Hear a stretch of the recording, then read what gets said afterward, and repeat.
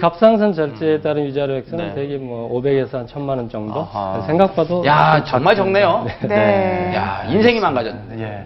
근데 뭐 오진이 또 있을 수도 있잖아요. 병원에 진료를 하다 보면. 근데 이런 얘기 들었습니다. 오진이 그 갔을 때 처음 의사를 뵀을 때 한 5초 정도. 이 5초가 그 진료의 확률을 굉장히 높일 수 있다. 또 오진을 낳을 수도 있다라고 하는데 정말 그런가요? 보통 우리가 처음에 첫인상이 굉장히 중요하지 않습니까? 남자, 여자가 만나도. 환자 의사의 궁합은 보통 5초의 눈빛과 5분의 말로 형성이 됩니다. 그 5분이 왜 중요하냐 하면은 그 병력을 청취하는 게 중요하거든요.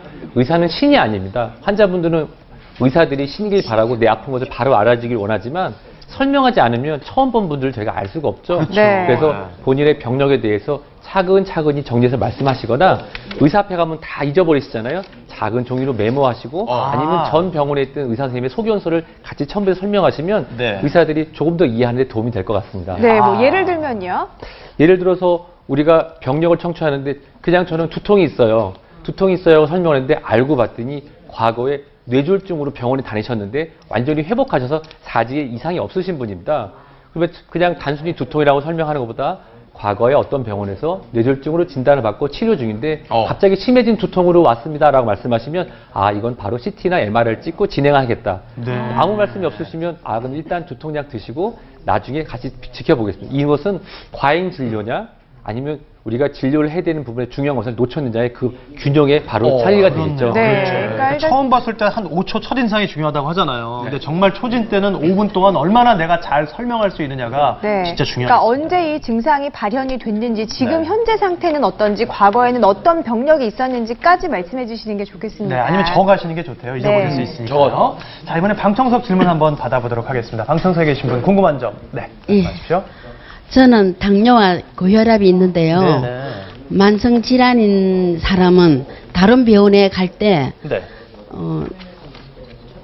처방전을 가지고 가라고 하요. 적어오시기로 했었어요. 예. 예. 그 왜 그럴까요? 예. 예. 그런 얘기들 많이 하잖아요. 병원 선택도 중요하고 또 갈 때 먹고 있는 약을 반드시 이제 적어가라 이런 의미인 것 같아요. 네, 맞습니다. 우리가 보통 1차 병원, 2차 병원인 경우에는 처방전이 한 장이 나오고요. 3차 병원이나 종합병원에는 2장이 나옵니다. 그 이유는 환자분들이 같이 보관해서 확인할 수 있게 하고 위함인데요. 실제로 1, 2차 병원인 경우에도 그 본인이 약 이름을 알고 계시는 게 중요합니다. 약 이름을 알게 되면 약에 대한 진단, 약 이름을 갖고 다른 병원의 진료를 보거나 아니면 본인이 중증 질환이 발생했을 때 다른 병원에 갔을 때도 바로 쉽게 이해할 수가 있습니다. 환자분이 이렇게 말씀하세요. 저는 하얀 약 네모난 거랑 빨간 약 두 알을 먹습니다. 그러면 저희들은 하얀색하고 빨간색밖에 보이지 않습니다. 네. 그렇기 때문에 처방전이나 간단한 소견서를 본인 환자분 중증 질환 환자분은 가슴에 갖고 계시거나 지갑에 보관하시면 도움이 되겠습니다. 아, 특히 어르신들 가실 때 좀 잘 챙겨드려서 얘기를 할 수 있게끔 하면 좋겠습니다. 네, 오늘 이 병원에서 생긴 일을 주제로 이야기 나눠보고 있습니다. 시청자 전화 문의가 계속해서 이어지고 있는데요. 하나 더 받아보겠습니다. 안녕하세요. 여보세요. 네, 연결되셨는데요. 아, 네, 말씀하십시오. 안녕하세요. 네네네.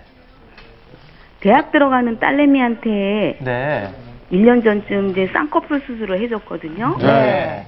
근데 이게 자꾸만 이제 처지고 풀리고 뭐 이러면서 다시 네. 하고 그러면서 같은 병원에서 4번이나 수술을 받게 됐어요. 네 번이나요? 예, 그러고 나니까 눈이 잘 떠지질 않는 거예요. 네. 그래서 다른 병원으로 갔더니 거기서 안검하수라는 진단을 받았어요. 네. 이제 쌍꺼풀 수술 때문에 뭐 근육이 손상돼서 그렇다고 하더라고요. 딸은 이제 눈 때문에 학교도 휴학하고 아이고, 대인기 예, 삐까지 예. 생겨가지고 네. 이제 정말 너무 속이 상해요. 그래서 이런 그렇구나. 경우에 병원 측에 손해배상 청구 가능한지 네. 이제 궁금해서 야. 드렸어요. 요즘 이렇게 그러니까 미용상의 이유로 성형수술을 받았다가 나중에 의료 분쟁으로까지 이어지는 경우들이 꽤 있더라고요. 네. 네, 그렇습니다. 그 사례의 경우에 보면은 쌍꺼풀 수술이 이제 처음에 잘 안 된 것 같아요. 이게 풀리니까 자꾸 수술하다 보니까 나중에는 이제 근육이 손상이 돼서 결국은 뭐 안검하수 증상이 온 것 같은데요. 이게 제가 좀 진료 기록을 정확히 안 봐서 뭐 확답을 드릴 수는 없습니다. 일단은. 그런데 이와 비슷한 경우에 그 2010년도 대법원 판례가 단순히 재수술을 여러 차례 한 것만 가지고 의료과실이라고 볼 수는 없다. 이런 판례가 있습니다. 네. 제가 생각했을 때 우리 상담하시는 분은 진료 기록을 가지고 한국의료분쟁조정중재원 같은 데 가서 한번 상담을 직접 받아보시면 좋겠습니다. 네.